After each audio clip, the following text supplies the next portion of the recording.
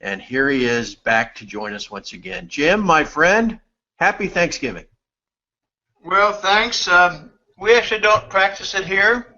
We got a different one. I think it's in May. I don't know. I don't care. I have plenty to be thankful for, Craig, to be sure. But you know, as the country slides into it's hard to describe what it's sliding into. It's sliding into an oblivion. It's sliding into an abyss. It's getting deeper into a fascist state. What I find remarkable, and just as a quick preface, I find that almost nobody that I talk to of American citizenship has any idea what fascism is. Yeah, None. not anymore. None. There's kind of a definition of fascism. Well, you know, that's what Nazi Germany was, but it's not possible for the United States to have that. Well, yeah, it is. We got it right now. Depends on, I guess, everybody has, it's hard to people get to agree on what the term actually means. You know, a lot of people scream up and go, "You're a fascist," and they have no idea what the term even means. It just sounds good. It makes you sound smart to say somebody's a fascist, or at least you think you're smart if you call somebody that. Oh, I try to get smart and tell them that I think they're a nihilist. That's good. That'll send them to scramble into the dictionary. Well, it usually shuts them up and they walk away. All right, let's move on. All right, well, let's just dive right in. Again, it's always fun to get caught up. It's now been several months since we've spoken. And I thought, Jim, you know, what I usually do on these formats is I get to ask the questions first, but there are going to be so many questions for you that I don't want to take too much time doing that. And so I do think, though, I have one topic I'd like you to address, and it seems to be really the most important topic at present. Events in the Middle East are moving very quickly, whether they're politically, geopolitically, in terms of possible war between maybe Lebanon, Hezbollah, Israel, Syria, all that stuff is moving that direction. We got the events of Saudi Arabia and Yemen, and I mean, I could just go on and on describing how effed up that whole situation is. But I know you're all over this. You've got great contacts throughout the world to keep you up to speed on not only what's happening there, but it can see, but what's going on below the surface. And so between what's happening in Saudi Arabia, the purge and the arrests, what's going on with the Saudi Aramco IPO and who might be buying that, and how badly do the Saudis need the cash, and the U.S. supporting them and defending them for the petrodollar. And I mean, obviously, I could probably let you start talking. You could talk for a whole hour just on this, but I think we'll start there. Give us your current thoughts on that whole situation, then we'll start getting into the listener questions. It's such an enormous topic. You're right. An hour would not be enough. But let me just hit on some main high-level points.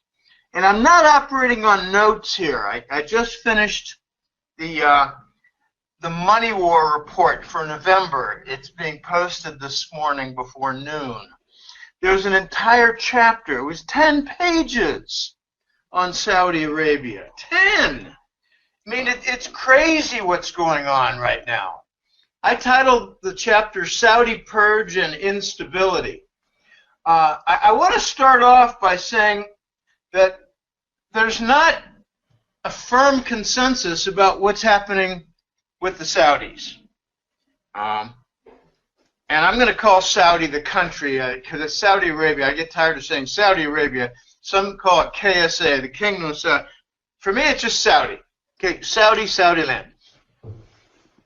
To begin with, this prince, the crown prince, Mohammed bin Salman, he was not directly in line, and it got confusing who's directly in line for the king position, the throne. It got confusing when they ran out of strong brothers. There was Fahd, there was Abdullah, and after that, it's really a bunch of runt brothers. So the runt brothers are fighting with some of the relatives of the stronger brothers who have the dead King Fahd and the dead King Abdullah. Oh my gosh, it gets extremely complicated. There was another fellow, his name was also Muhammad. I'm coming to learn that the firstborn is called Muhammad in the family. All right, a different Muhammad bin Nayef was the favorite of Langley. But King Salman decided, I don't want that nephew of mine to be the crown prince. I'm the king. I'm going to make it my son, Mohammed bin Salman. He's called MBS. And here's some irony. 10 years ago, we had the explosion of mortgage-backed securities. So we had an MBS crisis. You can see where I'm going with this. Right now we have a passage of power and the throne in Saudi. It's MBS again. Oh my gosh. MBS pushed aside the Langley favorite, the CIA favorite for the Crown Prince post. It was Mohammed bin Nayef, MBN. Okay, Langley's upset. Now, part of these purges, oh gosh, I like the word purge much better than I like arrest for corruption, because how do you define corruption? Is it corrupt for a royal family to do nothing all their lives and to siphon off a few billion a year? I think it is. I mean, what's the crime? It's not corruption. I think the crime is laziness and sloth. Parasite. Okay. Some of the arrested, there were many, many arrested. They're not just princes, they're Saudi officials in the government, they're business leaders who are, doing questionable deeds. It's very pervasive what the arrests included. And my take on it is that those arrested and detained come from a few categories. Rival family, owner of broadcast media, owner of other critical companies involved with trade and investment, opponents to his foreign policy, military leaders who object to the war in Yemen, and here's the zinger, some narcotics connections like Prince Bandar with Langley and the Bush family. Okay, here's the best possible interpretation. I got this from The Voice, and The Voice is a man with many opinions, but he also has this opinion. He said, Jim, it is possible that MBS Crown Prince is not just cleaning house, not just, stopping corruption, but he's trying to end the lazy connections to the royal family from, say, the sixth brother, and a family that really doesn't amount to much, doesn't have a whole lot of connections or influence or intellectual horsepower or whatever.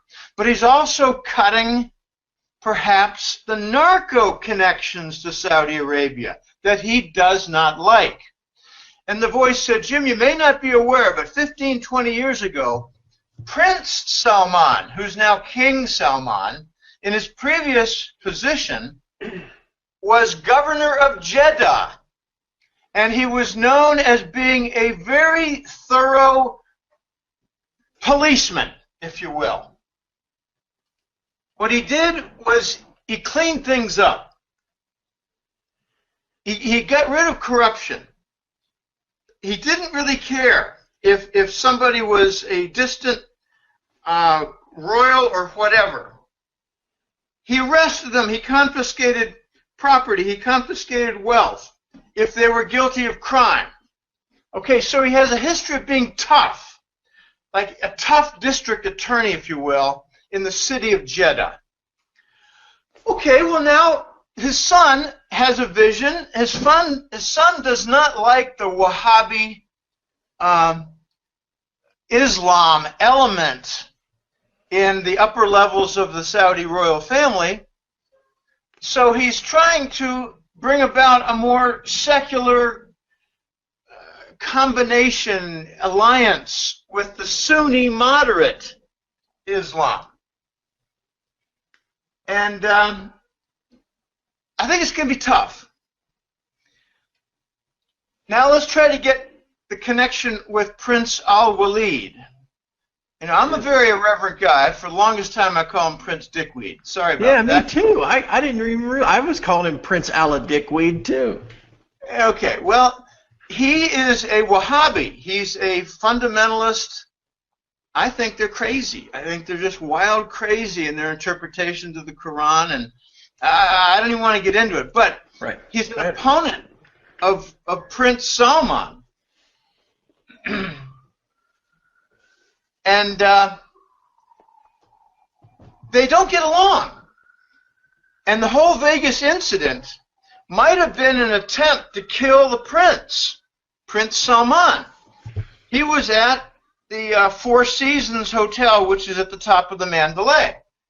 And that gets very, very ugly. Really? At the same time, Prince Salman was at the Four Seasons? Yes. I had no idea. That's crazy.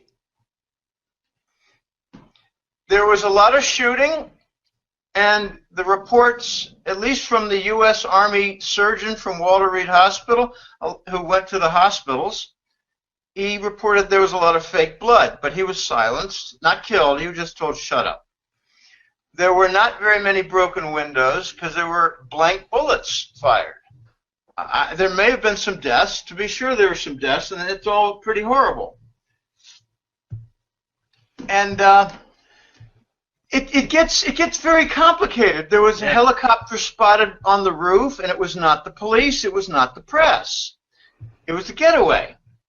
And I don't want to get into a lot of the more ugly details because it's not certain about what exactly is going on. Yeah, that's crazy. But it looks like Prince Al-Walid was trying to do an assassination and a palace coup of Prince Salman. Wow. Yeah. That's a new one. I haven't heard that one. I had no idea. That's wild to think that. Huh. All right, anyway, continue. Okay, so some of the arrested in Saudi Arabia. They include Prince Al-Walid. Right. Dickweed. Yeah. And the offer that is in the press, it's widely now reported, is that the arrested, which include well over 100 royals, is forfeit, I think it's 60% of your wealth, or else you're going to jail. So the purge and the arrests are also a financing campaign. This is pretty weird. I've never heard of anything like this in my entire life. You have some businessmen who are also arrested. You have some military generals who are arrested. You have a broadcast center head, and he was arrested. Apparently, Prince Mansour Mukrin is the highest ranking in a group of 11 deaths in a helicopter crash. Yeah, right. Okay, now this includes Bin Laden. It includes the potential heir to the throne, Mansour Mukrin. It includes a satellite broadcast executive named, Aldal Ibrahim, a former minister of economy and planning, Abdel Fattah. Now, I ask a question. How did the helicopter get downed? Was that from Yemeni rebels, or was that from a loyal element of the Saudi military to the crown prince to protect from a palace coup? Mechanical failure. This is very complicated. Now, Okay, apart from the coup, apart from the arrests, there is going to be some new funding to the Saudi treasury. And I asked the question, is that to pay for the bills or is it to continue the war in Yemen? You're talking about the Saudi Aramco? No. There's money coming in from the arrests and the purges, what I've just talked about. I got you. I haven't even gotten to Aramco. Right. Okay, so money's going to be coming in from the arrests of 100 royals who are all multi-billionaires who are told to forfeit 60% or stay in jail or stay in the hotel. I mean, it's like house arrest in a giant luxurious hotel. I doubt they're enjoying themselves. And now there are reports that some of them have been beaten up and are going to the hospital for wounds while under interrogation. So there's a lot of rivalry. There's a lot of bad blood. There's a lot of half-brothers. This is very ugly. This is very complicated. Yeah. There's going to be money coming into the Saudi treasury from the confiscations. There's 1,700 bank accounts that are confiscated or frozen.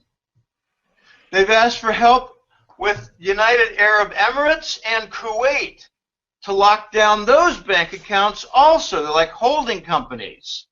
I mean, let's put a few spare billion in Kuwait in case we need to get away. That's the thinking of the royals. These are people who, many of whom never work, but lay claim to billions.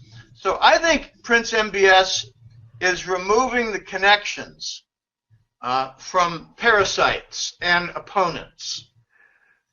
And it looks like Prince Al-Walid, I wouldn't be the least bit surprised if Al-Walid was in charge of downing the helicopter, because Prince Mukreen was perhaps a rival to the throne.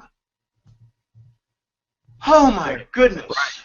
So, Jim, what is this, if MBS is going to be the guy going forward, and he's purging all these people, and I'm obviously taking their cash, helps them with their little cash problem they're having, what does this mean for, I mean, can you decipher, read the tea leaves about what this means for the short-term future of the whole petrodollar and ultimately the Saudis moving in the direction of the Chinese, that kind of stuff? Yeah, that's where I was going to go. Here's how the confiscation, I say money coming in. Let me just talk about, let me refer to that as the confiscations and that resulting flow of funds. It's a big flow of funds. It's super big. It could be a couple $100 billion. Okay. It means the Crown Prince Salman might not need to do many concessions with China. It means that he might not require a good gob of funding for Saudi investments. Mm-hmm. They're probably going to do some upgrades with Aramco. Okay, I haven't touched on Aramco yet. That's intentional, because this is all very big apart from Aramco. Okay, there's pressure by the Chinese to permit not just Saudi, but Arab oil sale. They buy oil from Qatar and pay in RMB. They want to buy Saudi oil and pay for it RMB. The Saudis have been resisting that, and the result has been that China has been expanding in a very large scale their purchases of Russian oil. It looks like the Saudis might do something dumb right now, and that's not give the Saudis, not give the Chinese the right to buy Saudi oil in RMB. The Saudis might close the door on China. And if they do, the Saudis are going to be stuck with both the good and the bad elements from the United States. And that's how I see it. Well, By that I mean, go ahead. Don't you think, and wouldn't the Chinese probably retaliate and use maybe Iran as a proxy against the Saudis as well? I mean, wouldn't they run that risk? Yeah, that's a risk for the Saudis right now. The Chinese and the Iranians are very close in terms of trade and energy purchase. And Iran is increasingly close with the Russians for a number of things that include military activity and military. By that I mean purchases of weapons, but also joint drills and cooperation. With China, it's more trade and managing the barter and the big account. With Russia, it's all the above. Russians don't buy Iranian oil. Right. Russians have their own oil and gas, but Russians engage in trade, construction projects, but not too many, missile sales and other, uranium refinement equipment, stuff like that for the Iranians. All right, let's get back to the Saudis. If they shut the door on China and piss them off, Saudi's going to be stuck dealing with the both good and bad elements of the United States. That means the white hat military, Pentagon, but it also means dealing with the angry Langley group, because Prince Bandar is their guy, and he was arrested. Mm-hmm. And they're going to probably try to confiscate a lot of his wealth. They're probably going to try to confiscate and arrest a couple of other key figures. It's not just Bandar Bush, that's his nickname, Bandar Bush, Prince Bandar. What was his role in the past years? Well, I'll tell you. He was paid to come up with a list of patsies. It was his list of the 10 or 11 young Cessna pilots who were blamed for 9/11. It was from Bandar Bush on a contract, a sweet multi-billion-dollar contract, to get that all prepared to set up the patsies. Okay, that's something that, for instance, Max Keiser is not very aware of, and he needs to be more aware of, the patsies. Bandar Bush, Prince Bandar, was charged with that, was given that commission. He survived 3 years ago some attacks. I think they were not in Saudi Arabia, but he was hospitalized in Saudi Arabia. And amazingly, Craig, I had a client who was not living in Saudi at the time. He was living in the American hemisphere, let's leave it at that. And he was the IT head for the hospital in Jeddah, where they were hiding Prince Bandar, who was almost killed by some bombs. And he talked to some nurses and found out, yeah, that's Prince Bandar. And he tried to get as much information as he could, and he was amazed how little he could get except just to see the steady flow of helicopters coming in to visit Prince Bandar. And I'm sure some of them were the narco managers. So I think Bandar Bush has a group of 6, 7, 8, 10 narco managers. I'm really curious to know, were they arrested too? Because if Prince Salman makes an enemy a second time with Langley by confiscating and really running through the mill the entire narco connection in Saudi Arabia, which is significant in connection to the Bushes, he's gonna earn Langley vengeance, and that usually means a funeral. This is getting very, very ugly. Prince Salman needs to be careful. He pushed aside the Langley favorite as crown prince from another half-brother family. It gets messy because when they're kings, they like to have women, and they don't, how should I say, use protection. So they end up having lots of kids with lots of women. and the men are all half-brothers, and then they lay claim to the throne. It's a battle of 60 to 70 half-brothers. It gets incredibly complicated. Like it then becomes primogeniture. Who's the oldest brother?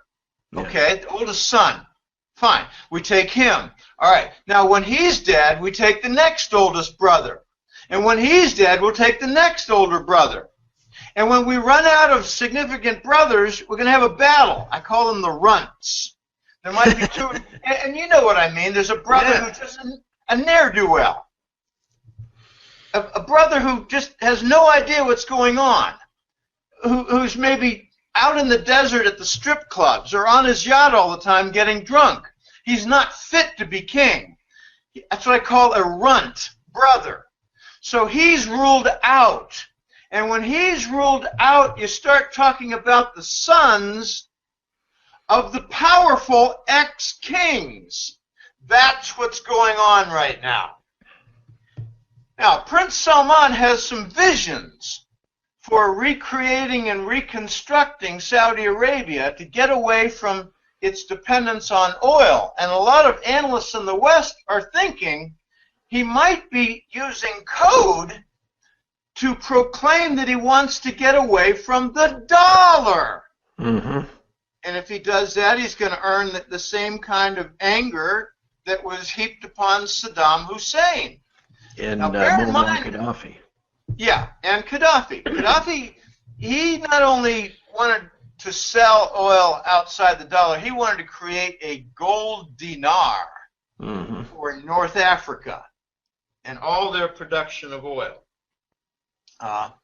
And he didn't get very far. I still wonder if Gaddafi is alive, escaped all that, and allowed the stories of his double being killed and disemboweled. I don't know. It's hard to know. There were reports of Gaddafi running around in Zimbabwe 2 years ago, but who knows? Maybe it was somebody just pretending to be Gaddafi. I don't know. The point is, Prince Salman has a vision. They call it Vision 2030. He wants to expand and create a city, a new city in Saudi Arabia. This is some of his, I think this is a little bit of a break from reality for the prince. The crown prince, Salman. He wants the new city to be 15 times larger or greater than New York City. Okay, well, my calculus says that's 150 to 200 million people. Really, Prince? Where are you going to get the money? From confiscated royal accounts, confiscated narco accounts, confiscated business executive accounts? Because it ain't going to come from crude oil income. Oh, I don't know how he's going to do this. Yeah. And furthermore, if you're a European or a North American businessman and you're watching the confiscations and arrests, are you going to want to invest a few billion in Saudi Arabia? Yeah. No. Yeah. Okay. So let's move on to Aramco, shall we? Yes. And Jim, we've probably got about 5 more minutes before I got to start getting into the questions if we're going to keep on our timeline. Okay. So, Aramco. Let me be brief. Aramco is a fraud. Saudi Arabia is engaged in the Yemen war because they're depleting their oil reserves. Yemen is on the same Arabian Peninsula to their south. It's loaded with oil and gas. A few stories accidentally find their way into the Western press about the ample oil and gas deposits in Yemen.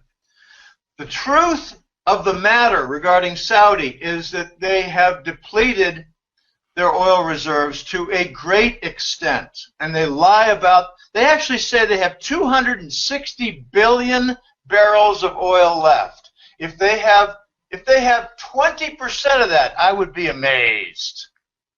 So they've been pumping oil for 50 years, world leader for 40 years or more, and they've got no depletion. Oh yeah, I can understand that math. That's called stupid math. It doesn't add up at all. Okay, so there are Western analysts out there who use Royal Dutch, Exxon, Rosneft, and other very large oil companies, and they do a comparative analysis, and they come up with a figure of $300 to $400 billion for the value of Aramco, not 2,000 billion. I think it's 4 to 5 times. So 400 to 500 billion is the value of Aramco. And my joke is, what percentage of that is for their equipment? Because their oil deposits are largely gone. Yeah, blue sky. They have, the blue sky. I think 80% of the Aramco valuation comes from their petrochemical machinery, equipment, plants. That's my opinion. We have some complications. The Western analysts have been tarnishing this IPO by saying it's worth 4 to 5 times less, so they can't get an underwriter. Because if an underwriter like let's just say Barclays of London, Barclays comes forth and has a big stock deal, and they usher in their nice, rosy clients, their well-heeled clients. They get lawsuits in the next year when the discovery takes place and they determine that the oil reserves are not present. I think there is a problem right now, preliminary to the IPO, of actual discovery for potential clients and their brokerage houses. So London and New York have been ruled out. Hong Kong is in. I think we're likely to see the Chinese buy a stake, and they claim it's 5% stake of Aramco when it's really going to be 25, because they're going to lie to the public and admit to China that their entire valuation is 5 times less. So 5% becomes 25%. Trump is doing something, trying to kiss the prince's hind parts and hope for a New York City listing of the Aramco stock. But he seems to forget that he is so happy about the Saudi lawsuit law in the Congress that blames Saudi Arabia for 9/11, which is absolutely cockeyed nonsense propaganda, and allows for lawsuits by surviving families against the U.S.-held Saudi assets. So Saudi doesn't want New York as a listing because they're out looking to borrow money like from Russia and raise money with Aramco because their assets are frozen. This happened 3 years after the Swiss banks have their charade with UBS and Credit Suisse. Announced criminality, the U.S. comes in. What jurisdiction does the U.S. have in the Swiss banks? None. So why did they come in and take control of the two companies? I'll tell you why. They stole the Arab gold, which was largely Saudi, in the Swiss bullion banks. This is another side of ugly complicated. Everything about Saudi is ugly complicated. It's just like one thing leads to the next. Right, and I didn't really get into a lot of details of narcotics because they're funneling narcotics funds to ISIS. You know, and actually, that's the first question I have of the emails. So maybe I'll just go there at this point. But it's like Saudi is like that Russian little, puzzle, with the babushka dolls, where there's a big one, you open it up, and then there's another one, and then you open that, and there's a smaller one inside that, and a smaller one inside that. It's just one after the other, isn't it? Well, yeah, Saudi's a complicated country. It's a kingdom. I didn't even get into the resentment for internal problems from a growing young population, a population that is not as fervent with Islam as 20 years ago, right? That resents the royal families living lives of billionaires and never working. The national wealth has been plundered. The people are angry, and now their gasoline price just went up 40%. To $1 a gallon. Well, to that end, Jim, look at they finally had to yield on letting women drive. Oh, yeah, I'd like to see some women in bikinis on their beach. There you go. Yeah, All right, well, there you go. Here, let me, at this point, let me, because you mentioned ISIS. And this is another multifaceted, deep question, but I've got 4 questions emailed to me. I got 6 or 7 in queue, and we've got, what, half hour, 40 minutes tops? So let me go into this, Jim, and we'll just see where all this takes us again, because I don't know. I mean, all I can do is relay to you these questions, and I'll let you just run with it. I'll try to make them brief, because we covered a lot of good stuff with some depth. All right, this first one comes from a Canadian TFMR subscriber named Chuck. He's got a 2-part question, but I'll hit you with the first one, and then maybe we'll double back to the second part. He says, there's been a lot of this news lately. I think, what was it, in the Financial Times? About the U.S. providing cover to those ISIS guys getting out of Raqqa. Remember that? It was maybe a week ago that all that broke. Getting them all out of there before the Syrian army could wipe them out. Where the hell those guys go, do you think? Where did they get redeployed to? So that there could be another, U.S. intervention or whatever problem. Where'd those guys go, Jim? They went to Iraq. Iraq has some significant, I must preface, I'm not an expert in ISIS movements and the battles going on with the many different sides in Syria and the boundary areas in Iraq. I'm not an expert, but a friend of mine is. He talked to me a week ago, and he said the ISIS troops have control of northern Iraq. And ISIS does not have control of much of anything in Syria. So if there's any escape by ISIS guerrillas, militias, it's to the strongholds in Iraq.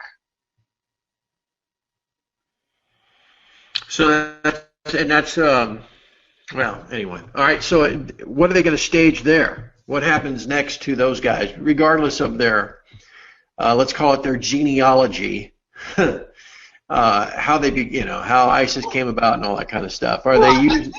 I think what's going to happen next is the United States gets out of Iraq so they don't have a second round to a war there. Okay. ISIS is very likely to team up with elements that are not friendly to the United States. Right. U.S. has very few friends in that region. There are about 3 or 4 different factions, and I'm not sure any of them are friendly with the United States except for some old loyals in Baghdad, Iraq, and the ISIS guerrillas. I think all the rest hate the United States and would kill them in a moment's notice. Yeah. Okay. All right. Next. This is not an area of expertise for me. That's fine. All right. How about this one? This comes from Australia. This comes from Ronnie. I'll just read this to you. It's a number of sentences. In my mind, the U.S. has already in reality declared war on China and Russia. We see the North Korea ramp up, the movement of U.S. troops into Somalia to neutralize the Chinese base in Djibouti, the continued assault on Russia directly with sanctions and indirectly. The question is, when do the East respond? We all understand that a financial assault will convert the U.S. fleet into a mass of floating scrap metal. We saw that with the USSR. The East will have the financial means to retaliate. Jim, why are they not doing this, and when might that change? Russia and China don't want World War III. Why should they retaliate on a military front?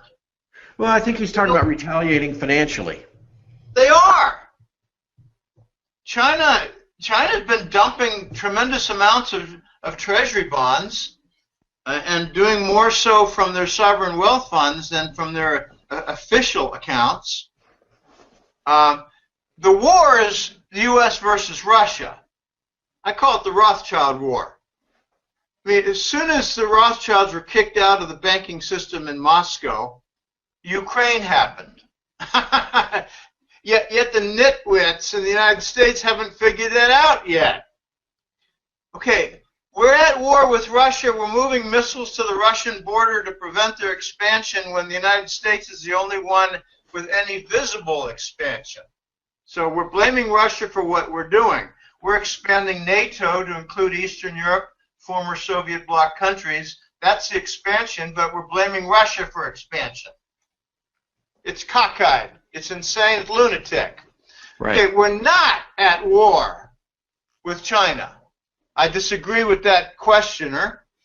We're provoking a troublesome trade partner in the China Sea and the Straits, and I didn't want to talk about North Korea. That's just crazy, and I got some opinions. They're a little bit wild, and I don't want to talk about North Korea. North Korea is something that the United States uses to try to provoke China. It just doesn't work. Right. China will not allow itself to be provoked. Instead, it will respond by launching more vehicles of a non-dollar nature heading down the path toward the gold standard. That's the Chinese response. China is still an active trade partner with the United States, still doing $20 billion in trade surplus with the United States per month. So anyone who claims we're at war with China is just dead wrong. You don't have a big trade partner with China and be at war with them. We do block certain isolated products. For instance, right now, China is very content in buying more grains and say vegetables from Russia. One of the big secret stories out there right now is that Russia is a magnificent exporter of agricultural goods. They're turning lots of arable steppes land into farmland. I mean, it's entire communities with just agriculture that don't have cities too close nearby. Mm-hmm. Okay. We're not at war with China. We are at war with Russia, and Germany is coming into the picture as saying, we're sick of your whole conflict with Russia. We're going to expand trade again with Russia. Okay, that's the zinger in Europe. Well, then let me use that as a segue to the first listener question that comes from Chris. Because you mentioned China ultimately in reinforcing some type of gold standard or some monetary standard, financial stability, whatever. Dr. Chris refers to that as the Great Reset. Seems like that's been around the corner for a couple of years now. How close do you think we are to that eventuality? Okay, I think we're in the reset. So if you're waiting for the reset, you've missed elements of the early parts of the reset. The announcement of the cross-border interbank payment system, the CIPS, that's part of the reset. That competes with the SWIFT program and makes countries that join the Eurasian Trade Zone untouchable to SWIFT sanctions. That's a reset. The Asian Infrastructure Investment Bank, that is a giant fund that Great Britain joined and angered the Obama administration.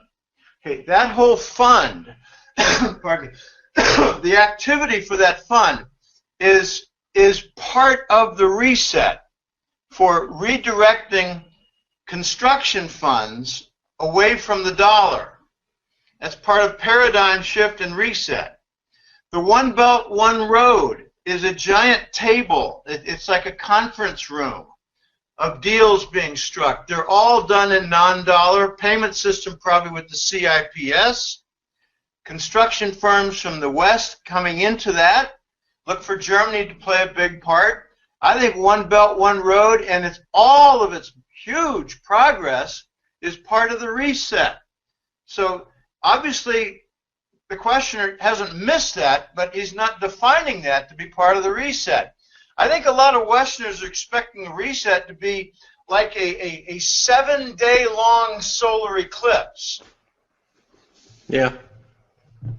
I mean, it reminds me of the story of a guy who was caught in a flood, and he prayed and prayed and prayed for help from God, and a helicopter came by, and the guy said, "No, I'm waiting for God." And when he died and went to heaven, he said, "Well, where were you?" And he said, "God said, I sent you the helicopter." Okay? So, you know, the reset is in front of your nose. It has some preliminary elements like you know, on-ramps to a highway. The on-ramps are the AIIB, the One Belt, One Road, and the CIPS competitor to SWIFT. We're going to see more. Okay, when the Chinese came out with their gold oil contract, immediately observers reasoned, well, gee, if they have a yuan, an RMB oil contract, that could be combined because they already got a RMB gold contract. Put the three together, and you got oil producers can take payment in RMB and convert to gold. That's the beauty of the rolled out vehicles by the Chinese. Okay, that is the reset in spades. Right. Okay, now we have the Chinese gold oil contract announced, but it has not rolled out yet. It has not been initiated.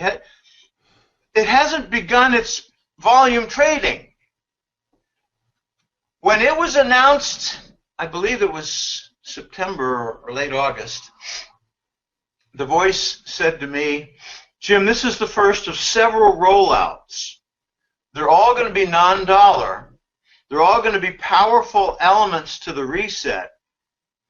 And they've all been stress tested already. And they're going to come out 2 or 3 months apart from each other." I said, "Well, that sounds like an 18-month process." He said, "Well, it'll be at least a year. But they're all non-dollar. They've all been stress tested, and they will all take the world trade and resultant banking outside the dollar in the Eurasian trade zone." I call it the Eurasian trade zone. He doesn't call it that. He calls it the Eastern Alliance. He calls it a few different things. Okay, so the bigger pieces, the more important pieces to the reset are going to come real soon. We've had one, but I really think that we've had two. The cross-border, some people call it the Chinese Interbank Payment System, CIPS. It's really cross-border. In other words, international. So the CIPS to compete with SWIFT, that's a big piece to the reset. Yeah, yeah. Very big. I mean, you also have the Russians with Sberbank putting up an office in Beijing to collect gold. So the Russians are selling energy, primarily oil, and converting some of it to gold. But the Russians don't need to pile a lot of gold. They've already got 25,000 tons. And they just laugh at us for paying great attention for the minuscule additions to the Russian increases at their central bank. What do they have, 1,300 tons now that are recognized? What about all the tonnage that's not recognized? Right, kind of like the Chinese. Well, the Chinese actually have sovereign wealth funds. They have the SAFE and I think it's a CIC, and there's a third one, a sovereign wealth fund, much smaller. But add up the Chinese, they got $1.5 trillion in their sovereign wealth funds. You think any of that is in gold? And that's not counted in the official central bank gold tally. Right. So the Russian Kremlin vaults are not counted either in the Russian central bank official gold tally. The official gold tally is a point of amusement, but it's a point of great interest in the West. Right. Because they're knuckleheads. All right, let's move on. You can probably move on to the next question. There was a stuff over the weekend. I saw a few people post links to this on my site over the weekend, that there was a Marine Expeditionary Unit that landed outside of the CIA headquarters in Langley, and that they flew in there to military take over the CIA to keep them from enacting a coup. I don't know what to make of all that. Do you heard anything about that? Well, I've heard the story too. I'm waiting for some confirmation. I haven't heard too much in the way of confirmation, only that 3 or 4 different alternative news sources are saying pretty much the same thing. It sounds like something on the order of 400 troops from a group of large helicopters. You know, let me just ask some questions rather than attempt to shed light on it, which I cannot do ably. Let me ask some questions.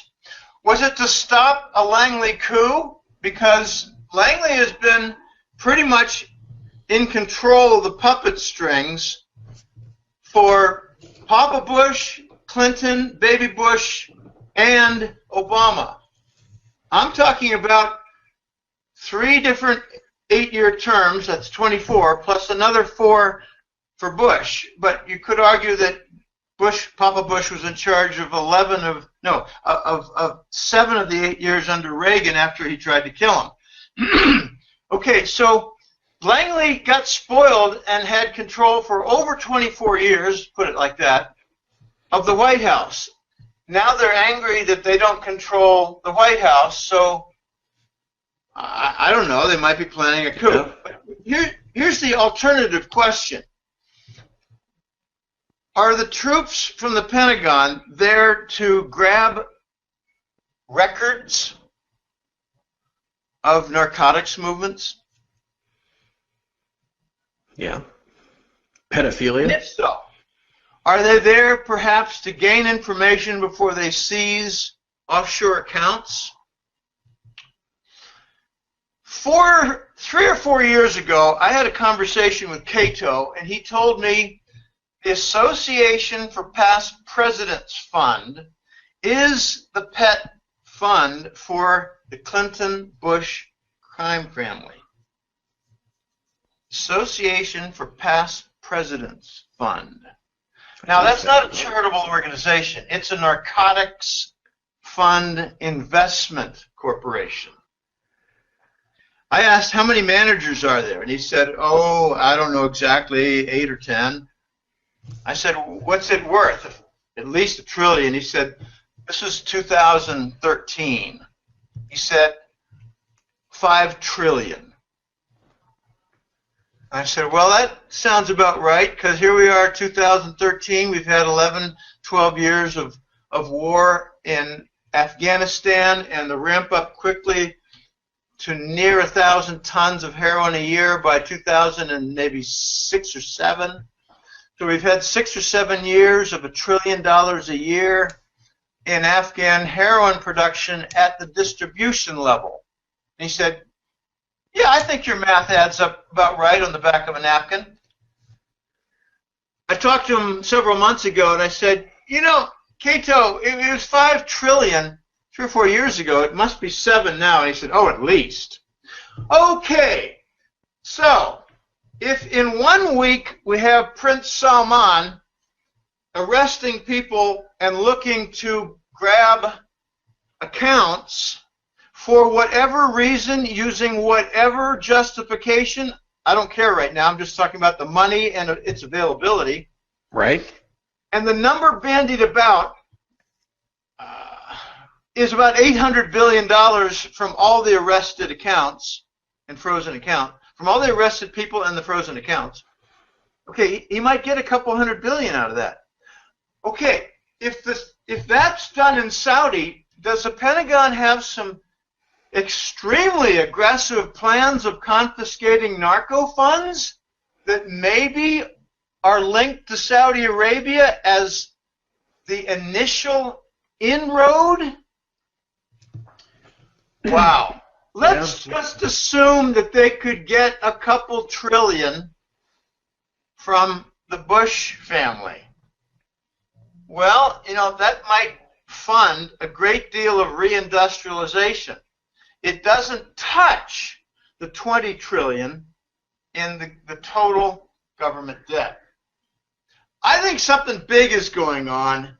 I mean, we've got all this Paradise Papers of 300 closed, sealed indictments of elites, movie stars, Hollywood directors and executives, and others. We got Hillary and McCain both wearing a boot on their legs, with goofy stories like McCain had an Achilles operation. I'd like to see the planning for that, or whether it was an ex post facto story.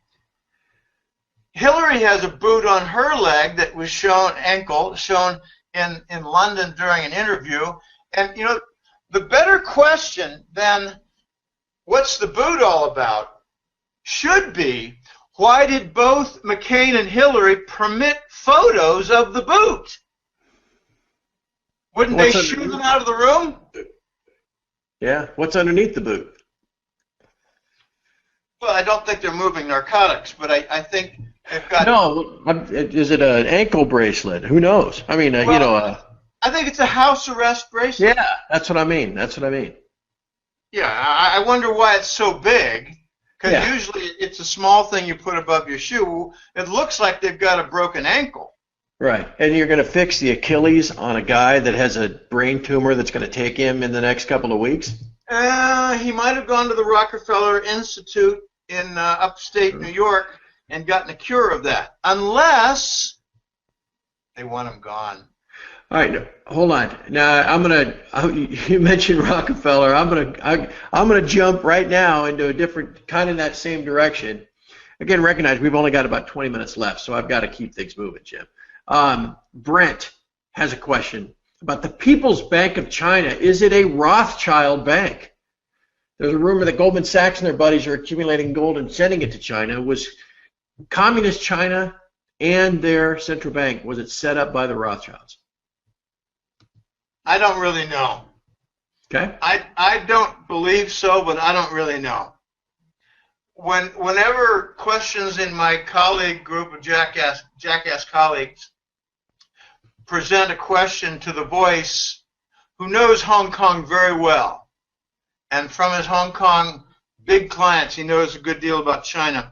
Whenever we ask him, do the Rothschilds control the big banks and Central Bank of China, he kind of insults us in return for asking such a stupid question. Fair enough. All right, let me double back to the Saudi Aramco question. Sure.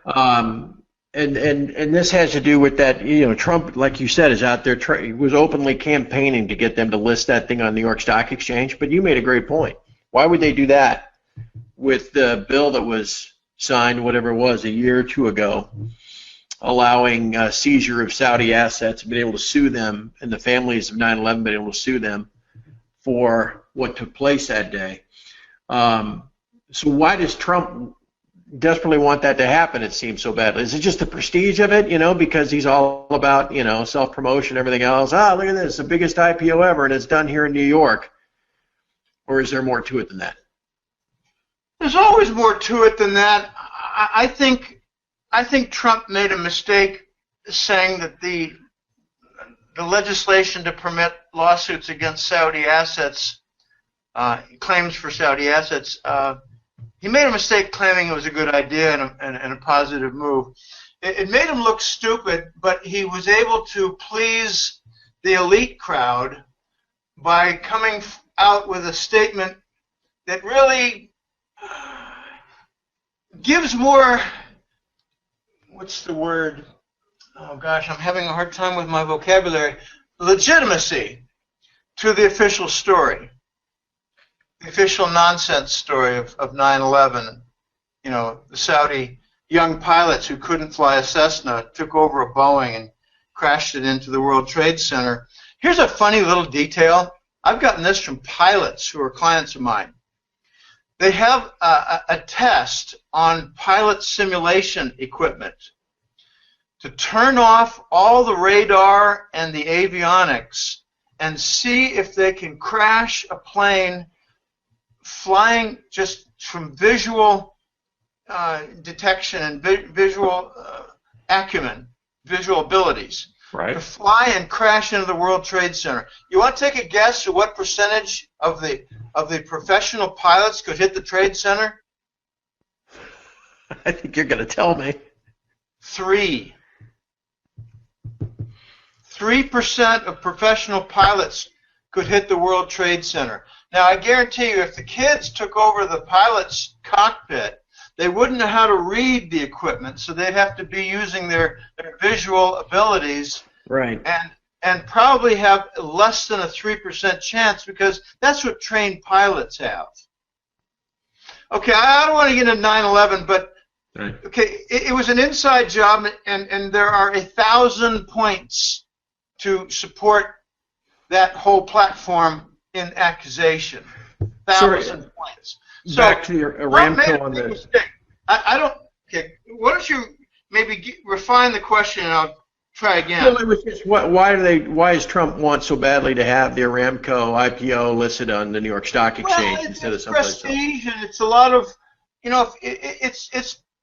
it's something like 5% fees for the Wall Street firms. Yeah, that's true too. 5% of $200 billion is, I guess that comes to $10 billion. $10 billion. Yeah. That's a lot of money. That's even to the banks. Yeah, well, they make much more moving narcotics, money laundering with that. But it's something that the U.S. doesn't want, say, London or Hong Kong to seize. Because there'll be more. They're only putting up for sale 10% of Aramco. What if they put up 30% more? Well, then triple the $10 billion. Yeah. Okay. They don't want it to go to competitor financial centers. I'd like to see a good piece of it go to Frankfurt, Germany. Yeah. Okay. All right. Big blunder for Trump to sponsor and give support for the 9/11 survivor bill. Yeah. All right. Let me ask you this question. This comes from Ed, who says, he keeps hearing this Egon von Greyer's guy talk about Swiss banks refusing to give up allocated gold. You show up there, you want your gold, they won't give it to you.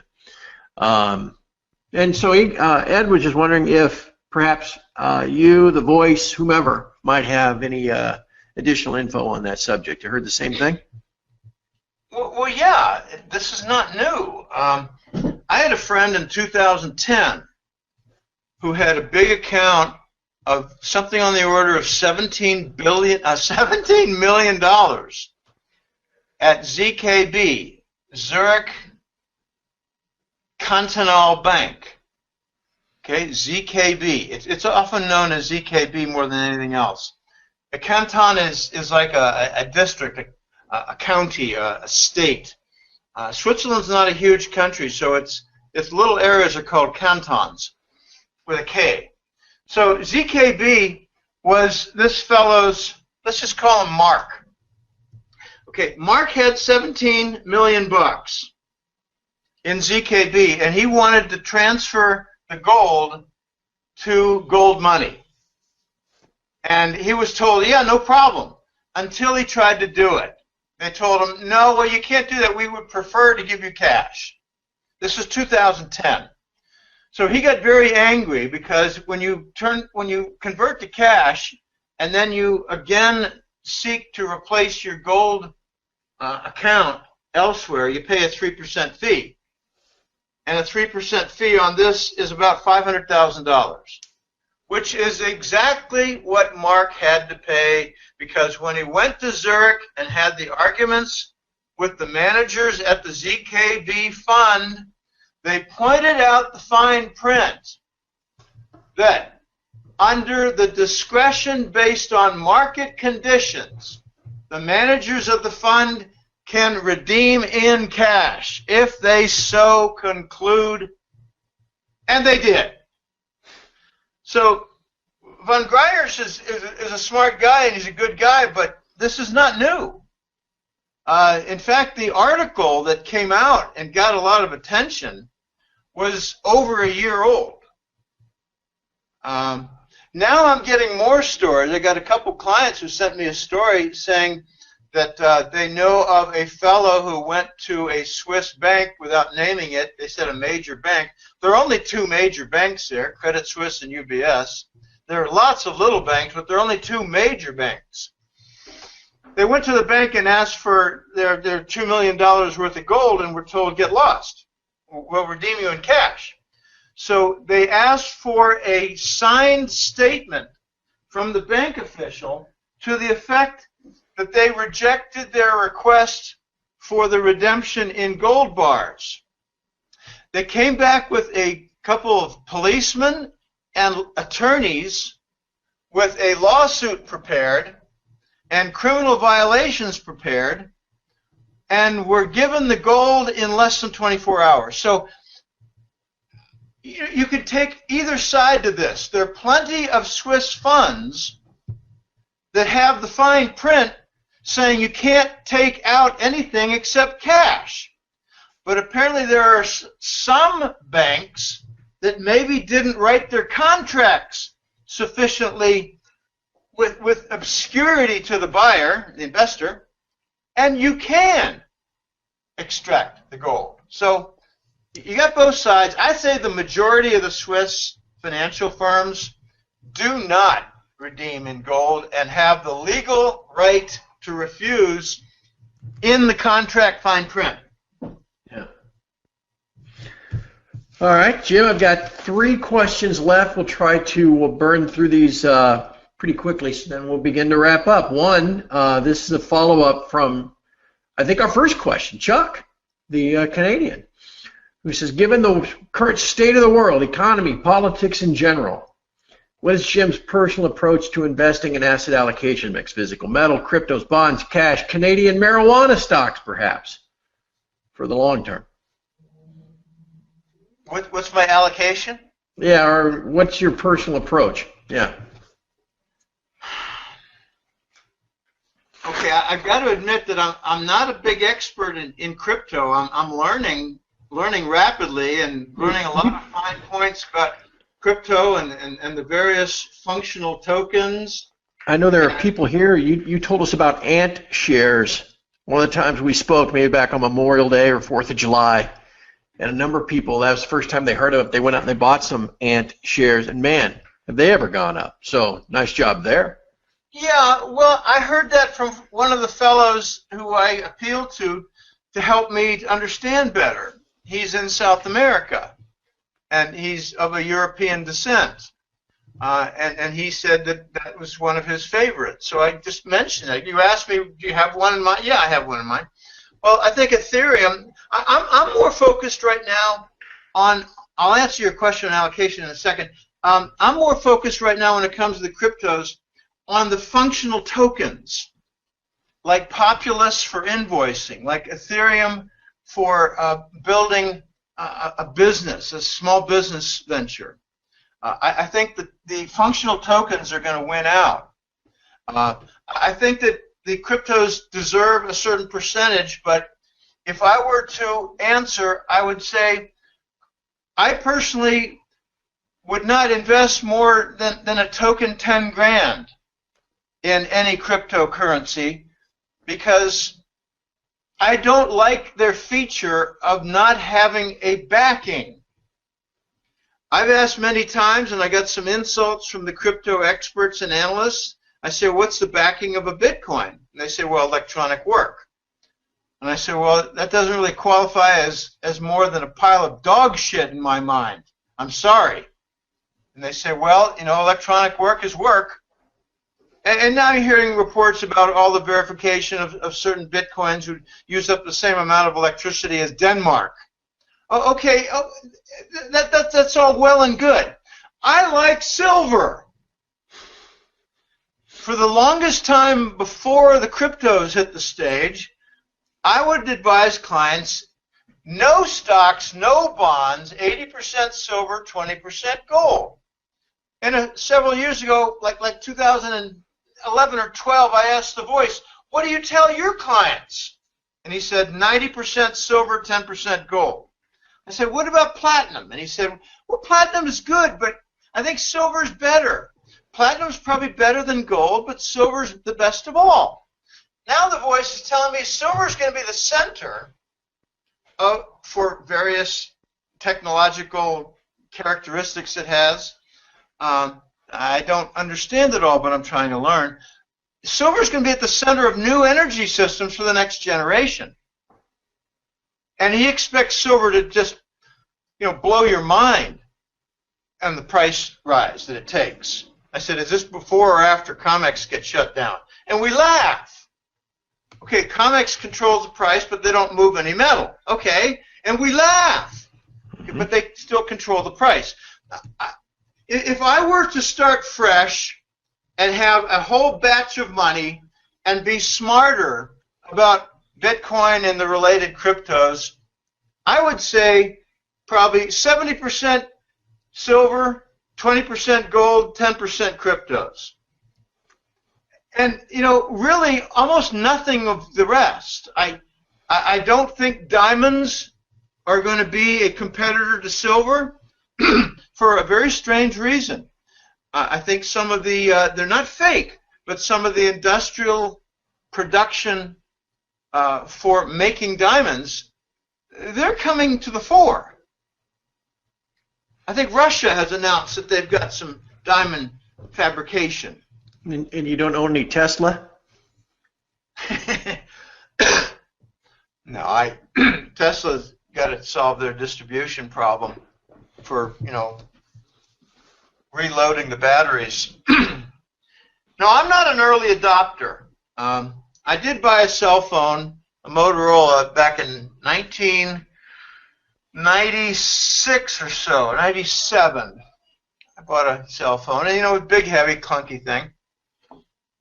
I don't have a big, powerful smartphone right now. I get criticism from a couple of gals who I spend time with. They say, Jill, why don't you get a nice Galaxy like mine? I say, well, I bought your Galaxy, and I don't want to buy another. Besides, I'm happy with mine, and I don't want it still works. And it still works. I don't want WhatsApp, and I don't want to send pictures, and I don't want to read my email. I want a simple text message and cell phone, and I got one for $150 or less, and that's fine. Here's the last question I have for you, and this is one of the emailed questions, and I just thought I'd save it for last. This comes from Bill, who just simply wants to know which country would be a better choice to move to, Costa Rica or Panama? Oh, wow. Yeah, that's a good one. I'd say Panama. And I don't like to criticize my home country. I've got roots here. I've got my own priorities here. It's a tough question to answer in an official adult manner. I'll give you some indications. The rent and condos and homes are much more expensive in Panama. I mean, like 30, 50, 70% more expensive. The traffic problems in Panama City are twice as horrendous as San Jose, and we got some problems here. They're just horrendous in Panama. The price of clothing, shoes, just various products like cell phones, not so much laptop portable computers, but small-time, cheaper electronic goods, products. They're all cheaper. They're half price in Panama. So rents are much higher, property's much higher, everything else is cheaper, and you've got less crime. That's Panama. But you also got an influx of 150,000 Venezuelans. They don't have space for them all. Yeah. And in order to keep things in order, they have a rule. Well, you can only stay here from from Venezuela if you got a $5,000 corporate bank account. So there's a rush to create new companies, which is good for the, $1,000 a year fee for the government. It's good for the lawyers who collect their own fee of a few hundred bucks per year. And then it's good for the banks that have $5,000 put in there from every Venezuelano. And they've got a lot of Colombians who move in. And, a funny little fact of life is that when Teddy Roosevelt bought the Canal Zone, what country did he buy it from? Colombia. Panama was a state in the country of Colombia. Now Panama is a city in the country of Panama. They say Panama, República de Panama. They say Panama, Republic of Panama. That's how they, like New York, city of the state of New York. Okay, Panama is a city and a state. Now it's a country. Panama has some financial advantages of, let's just call it roughly $8 billion a year from the canal passage fees. Doesn't sound like a lot. Well, how about if you multiply it by 100? Because their population is a little over 3 million, and ours in the U.S. is 300.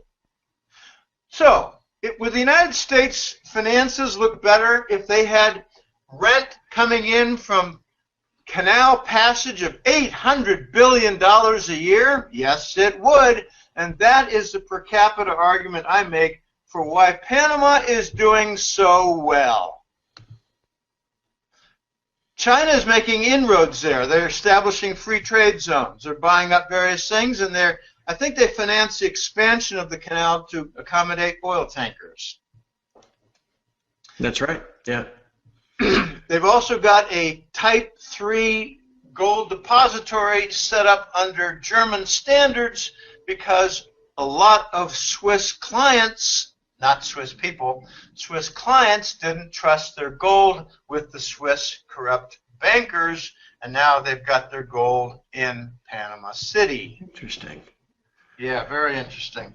I like Panama. I've been there many times. I've probably been there over a dozen times. Every time I've gone there, one of the first impressions I have is, I'm sweating my ass off. It's very humid there. The second impression I have after an evening passes is, my gosh, if it's not for the Colombian gals there, these girls are dogs. And that could be important too. All right, so I don't get along with Colombian female types. Okay? I don't like artificial apparatus put into their chests. I don't like artificial sponge content put in their buttocks. Hold on, I'm confusing. If there are a lot of Colombian women in Panama, but you think Panama is a better choice than Costa Rica, but you don't like Colombian women, I'm not following you all of a sudden. One reason I don't like Panama is I don't like their ladies, okay? Okay, fair enough. All right. And I don't like the only pretty ones there, which are Colombian. And now the Venezuelans, I'm hearing, are starting to act like Colombians. Oy. Right. I'm talking about arrogant, pushy, self-interested, difficult, ornery, demanding. That's Colombian women. I don't want to have anything to do with them. I haven't for many, many years. All right. So now, Jim, we've actually been at this now for 75 minutes. And what most folks don't know is Jim has an appointment here, and I got to let him go because he's got to go, right? You've got to be somewhere in like 10 minutes. 8 minutes. Yeah, so we better just move to wrap because, as everybody knows, we have to finish with the Final Four. Now, this would be a pretty easy Final Four. But remember how this works? You can usually answer with one word or sentence, and I've actually structured them so you can pretty much answer with one word. If you're ready, can I get started? Now, I'm actually, given what we were just discussing, I'm a little reluctant to lead with Final Four number one, but I'm going to do it anyway. I'll make it quick. Go ahead. All right. It is Thanksgiving weekend, so Final Four number one, white meat or dark meat? I like dark meat. I'll have a little white meat, but I find it just drier. Fair enough. Go on. All right. Sweet potatoes or regular potatoes? Sweet potato. I love yams. Beans or peas? I like them both, half and half. And finally, pecan pie or pumpkin pie? A little bit of each, but I love cherry pie and I like apple pie. I like most pies. But they got a lot of lemon meringue pie here, and I go for it once in a while. Nobody has lemon meringue pie on Thanksgiving, for God's sake. I don't, not on Thanksgiving, but I do on a regular basis. So, you know, it's a pie favorite of mine. All right, fair enough. All right, Jim, as we wrap then, again, your work can be found at goldenjackass.com. We're talking about the hat trick letter. It's 2 reports. Please tell everybody how it works, how they can find you, how they get a subscription, et cetera, et cetera. Okay, I'll keep this brief. We're running out of time. It's www.goldenjackass.com. No commas or hyphens in there. goldenjackass.com. I'm up to month number 164. It's 13 and a half years. It's amazing. I never thought it'd go this long, but I think it still has a few more years to go. We're not resolving anything.